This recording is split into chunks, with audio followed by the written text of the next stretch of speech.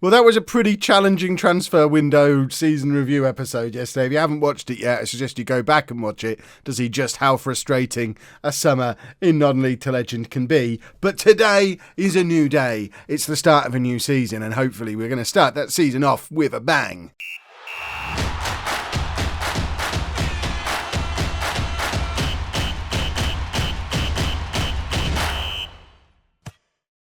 Hello and welcome to Club 4, part 31 of Non-League to Legend. I'm Kevin. Coming up on today's episode, we have our first, well, they're not even our first two games. We've already played 3 games in Europa League qualifying. We've got our first Premier League game at home against Villa, and then the second leg of the, whatever it is, knockout qualifying thing against Hapoel Tel Aviv. We're 3-0 up from the first leg. I'm going to be rotating the squad a little bit in that one, showing you some of the more fringe players in the second match of today's episode. But we are up against Villa. The board are just looking for a top half finish again for the third season in a row. If we have a look at the media prediction, the media are looking for, expecting 10th place as well. As you'd expect, we don't have anybody in the media Dream 11.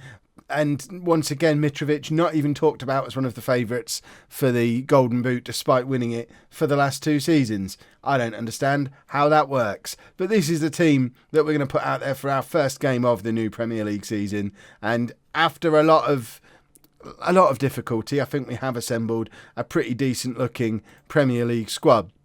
Although, as we've seen straight away, you get an injury and all of a sudden it looks a bit makeshift again with Calderon having to play because Horta's injured and Horta's going to be out for the first couple of weeks of the season, which is a shame. Also, we've not got any room on our bench for Edison Garces. He is back, but he's not close to match fit yet. Liam Thorne is, so Thorne gets the nod as our backup striker. I don't see where I fit him in. I mean, we've got a very strong bench now. Garces will probably play against Tel Aviv, though. I want to give him a full match and have a proper look at him. But our team is Lopez in goal. A very new look back four. Not one of these back four were here on the first day of last season. Kubic coming in January, the other 3 being our new summer signings. It's where most of our investment has gone. In fact, all the investment really has gone in this area here.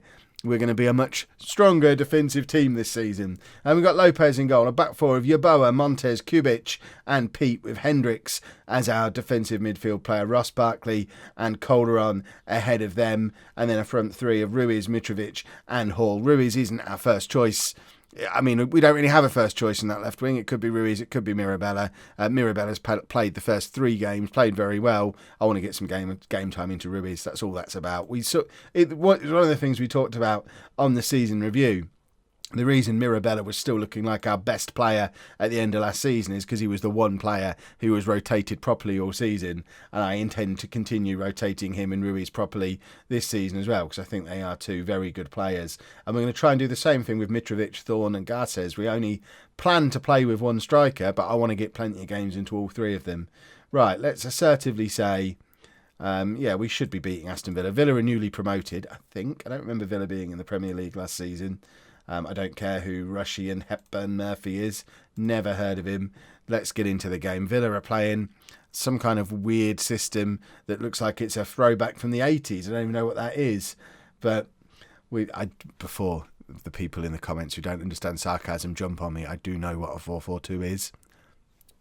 Sarcasm. But let's hope we can just tear it apart. They're using their caveman system and we're using a super pretty 4-3-3 because Kev loves wingers. I've always said it. I'm a big fan of wingers. Don't panic that Yeboah is starting. It's not the end of Bell as a left back for us. It's another example of a position where I want to be rotating. Yeboah and Bell, very similar at left back, will rotate. Same on the other side, Pete and Sessegnon. Sessegnon is in the England squad fairly regularly now. Pete isn't. So it's not that we've spent a whole bunch of cash and we're never going to play Ryan Sessegnon again. We will. Is that the one we've got? Steven Sessegnon, isn't it? We've got. They're both fullbacks. It confuses me. I'd love to have Ryan Sessegnon if he's still knocking around, but I think he's still playing regularly for Manchester United. Although we did try and sign most of the rest of their defenders, so perhaps we should have tried to bring him in. But yeah, we've got quite a few examples of positions like that. Hall and Mora on the right wing will rotate. Hendricks and Toussaint as a defensive midfielder will rotate. The one area where we don't really have the option to do that is central midfield. And if we can find... Mitrovic puts us 1-0 up. Excellent stuff. if we can find some money in January, because we have no transfer budget and we're over our wage budget now after our deadline day deals, if we can conjure up some cash from somewhere in January, a central midfielder is our number one priority. Because at the moment, if we get an injury or two, Hussein Perbay is going to be playing because he's basically all we've got. We lost a lot of central midfielders in the summer and didn't really replace them. We had Pineda, who obviously went back. Ceballos went back. Both of them were in on loan. And we sold Williams as well, who probably would have started today if he was still here, because letting 3 of them go, we only brought Ross Barkley in as a replacement, and Perbay came back off his loan. And I think it's probably the one area of the pitch where we're probably a little worse off than we were before. But let's guard against complacency. 1-0 up against, like I say, I'm certain they're a newly promoted Villa side. But I'm hoping, with our newfound defensive fanciness, that being 1-0 up isn't as scary as it used to be, and we can actually start closing down some games. Calderon plays in Hall with a lovely finish. It's his second goal of the season as well, because he's already scored in the Europa League. And hopefully that's a sign that Simon Hall is back. It's 3 years ago now that he had his big breakout season where he scored loads of goals, and then he's not really scored very much the last couple of years, although he did start to look like a very good player again towards the end of last season, and we turned down a £50 million from Newcastle for him in the summer. So there's definitely interest in Hall. He's another one who's in and around the England squad on a fairly regular basis. But we really want him to start weighing in with some goals again. If we've got Mitrovic, Mirabella and Hall all scoring goals with their understudies coming in and doing the same thing, that's going to be a delightful situation for all of us. Calderon is playing very well, but is also tired. We're going to bring Toussaint on, push Hendricks further forward, and probably switch those two around like that, and try and get Ross Barkley more involved a little bit further forward. I have very high hopes for Ross Barkley. I remember how good he was for my Chelsea team early in the life of FM19 in my beta save. So I'm hoping he recaptures that kind of form, even though he's an old man now. Do we need to make a final change? How Ross Barkley is probably the one who we would take off. We don't. I guess Mora can come on and play in midfield. It's something we're probably going to see more and more from Mora this year, because we don't have enough central midfielders, and Mora's, I guess, going to have to learn to play there at the age of 400 or whatever he is. Mirabella finds the back of the net, but it is offside. It doesn't matter. We've absolutely controlled this game against Villa. We've looked very good. We've looked like a team who are playing their 4th competitive game of the season, with Villa playing their 1st, which is exactly what the situation is. Although it hasn't been ideal having to play all these Europa League games at the start of the season, I guess it has helped us get the majority of the squad close to match fitness a lot quicker than everybody else has been. Mirabella is in again there. Hall is fouled. Mora, Hall apparently wasn't fouled. He was brought down. Looked like a foul to me. No penalty given.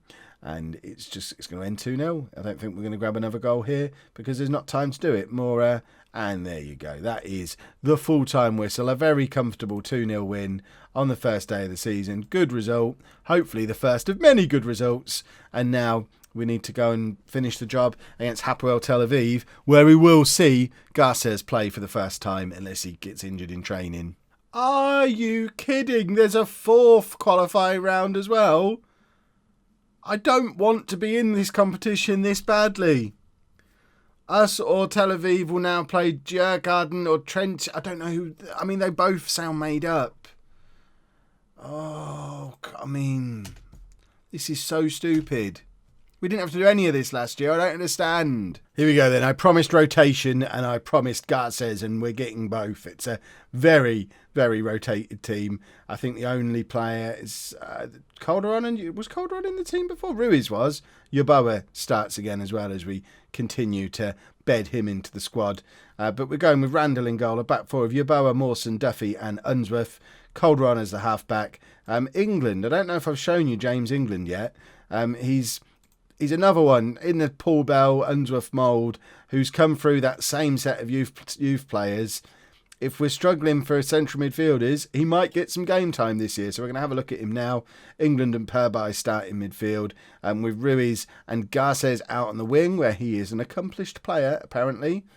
So he can play out on the wing with Liam Thorne up front. And the plan is probably to get Palmer on fairly early on in the second half.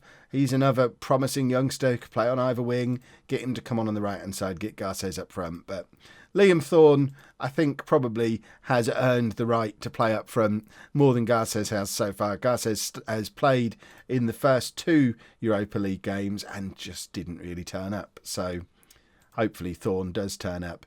We cannot, that one. Don't get complacent, especially because I've picked a very rotated team. Yes, rotation. Splendid. Let's get into the game then and hopefully score a few goals, have a good game from Garces. If we can get some match fitness into Garces, that's important.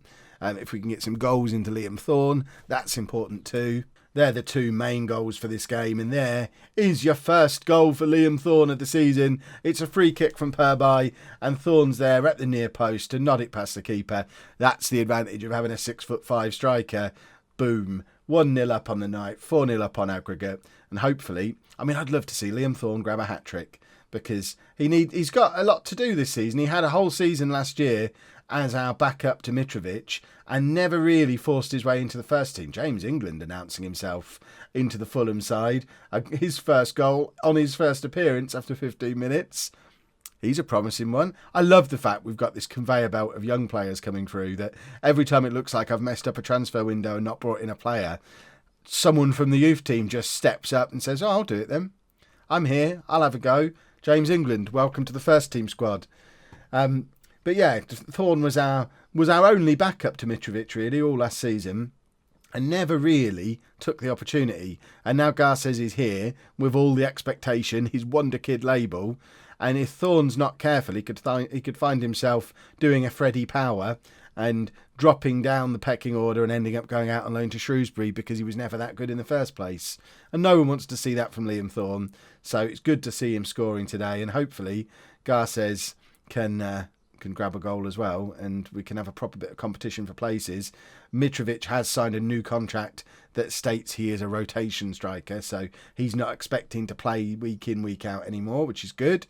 So we can hopefully rotate around the 3 of them, especially as it looks like we're going to be playing 15 Europa League games before Christmas or something ridiculous.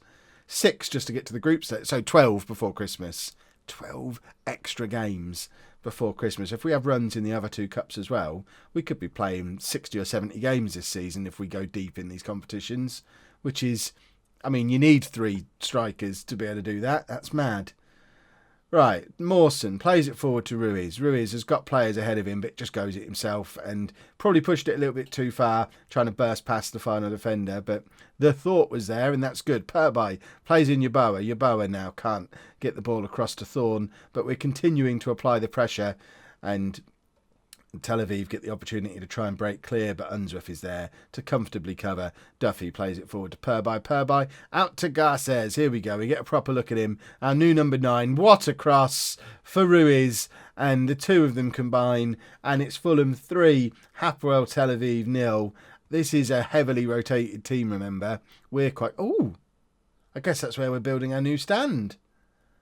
Usually it just greys out. I've never seen the ladders and the scaffolding and stuff before. That is such an awesome touch. I'm a little bit worried because we're supposed to be moving into that on the 26th of August. So for that to be ready in 2 weeks' time, I'd be expecting them to be bolting chairs in and putting the fridge into the refreshments. I don't expect them to still have the scaffolding up. This worries me a little bit. Is it the same builders who've been doing the Tottenham ground in real life? Peterborough, topical football, Kev. Goodness me. They've probably moved into it now and I haven't been paying attention.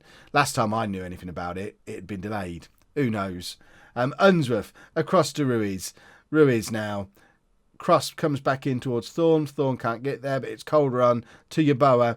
Yeboah back to Calderon to Peterborough to England. We are just knocking the ball around like they're not there. Strangely, we've only had 44% possession in this game. Peterborough scores from the edge of the area. He doesn't want me to forget he exists as well when it comes to promoting young midfielders to the first team squad. Remember, he was in and around the first team squad when we were down in the Championship. We kind of progressed quicker than him, and he's stayed down in the Championship for a couple of years. But maybe this is the season he makes a step up. Maybe it hasn't been a disaster that we haven't brought in enough midfield players, and perhaps these 2 are ready to be in the first team squad, or perhaps Hapoel Tel Aviv are just not very good. I suspect it's more the second one than the first one, but, it's nice to have some youngsters coming into the team and scoring some goals. Yeah, I am very happy with how you're playing. Just keep doing that. And I don't know that I want to take Thorne off and push Garces further forward. Now, I know that was the original plan, but Garces is playing well on the wing and getting his match fitness. Thorne, I'd like to see him grab another goal or two just to help with his confidence. I don't know how we've only had 42% of possession in this game. I don't understand. We normally dominate possession in matches, but today we're not really controlling possession, but we are scoring goals. Purby, out to Yeboah. Yeboah trying to get it across to Ruiz, does find Ruiz, back to Yeboah. It's with Purby. Garces scores his first goal for Fulham. It's 5-0 on the night, 8-0 on aggregate, and Edison Garces is finally off the mark after a couple of false starts in this competition. This is going to be the big benefit of playing in these Europa League qualifying rounds. I've been against it all the way through, but the fact we've been able to play this game with these players and discover which ones of them were ready for the step up. Spoilers, all of them on the face of today's game. But this is an invaluable piece of experience for Garces, for Thorne, England, Purby, all of these players. This is absolutely spot on, exactly what they needed. Ben Randall in goal as well. Unsworth wouldn't have played before Christmas if we hadn't been in this competition, because we've got Sessegnon and Pete as really our first choice right backs. But Unsworth didn't really let us down last season, apart from that own goal on his debut. So it was not fair to write him off completely. So he gets a game today, and he's played really well. I'm suddenly excited and positive again. Right, Tel Aviv have a corner. Let's not concede any goals. I mean, what did I just say? I literally just said, let's not concede any goals. But apparently, what I say is irrelevant. I don't want to see your silly replay. I want to make some substitutions now. I want to try some more players, freshen things up even more. Right, who have we got who's any good? Ashley Edwards. There's always talk about him. I think he's a player I want to get onto the pitch. He can't really play as a... Right, we're going to change the system then. So we're going to bring him on for Calderon, and we're going to go to, not that one, that one. You can see where my thoughts are. I've been training that for 2 seasons as well and not used it yet. But that becomes more and more tempting. Now we've got some very strong fullbacks, plus Barkley and Horta. We probably don't have the central midfielders to do it at any point, though. But it's still being trained. Right, let's get Calderon off, get Ashley Edwards on. Thorne can just be his normal one of those. Who else do we want to see? Who else is good? Ollie Palmer. Let's get you on. So you're a left winger. Let's get you on the left wing then. And lastly, we may as well do a Paul Bell probably deserves some game time. In fact, Yeboah's on a yellow card. Let's get Paul Bell on.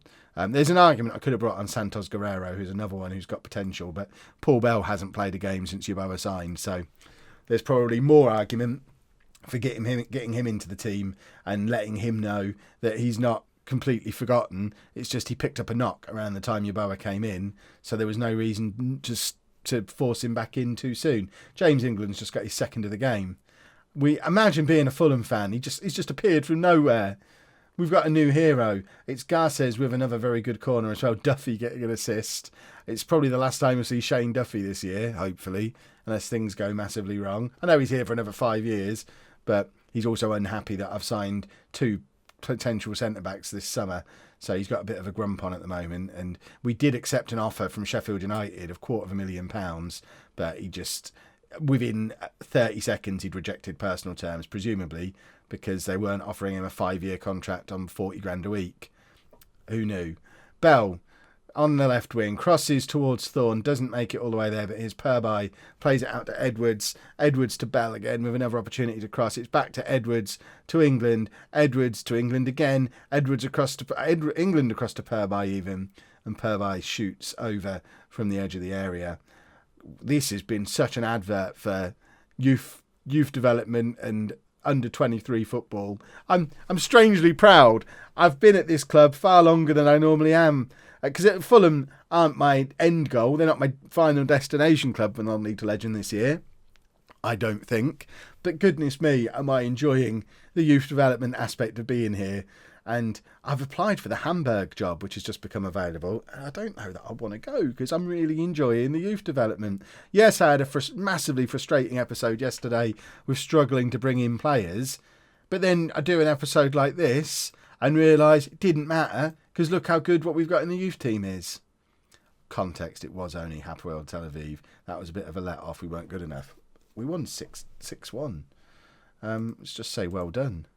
6-1 with a rotated team. Whoever's suggesting that wasn't good enough, he's mad. Right, so that means we now have to play Djurgården. So I guess do we want to see that? I guess we probably need to make sure we qualify. So we'll probably do the second leg and Bournemouth tomorrow. And then we won't do the first group game. We'll jump forward quite a chunk of games after that. I think we'll do second leg of Djurgården and Bournemouth in tomorrow's video. And what is all these notifications? Goodness me. Oh, loads of matches being rearranged. That makes sense. Right, if you've enjoyed that, please make sure you leave a nice big thumbs up on there for me. Subscribe to the channel for daily Football Manager videos. And thank you very much for watching.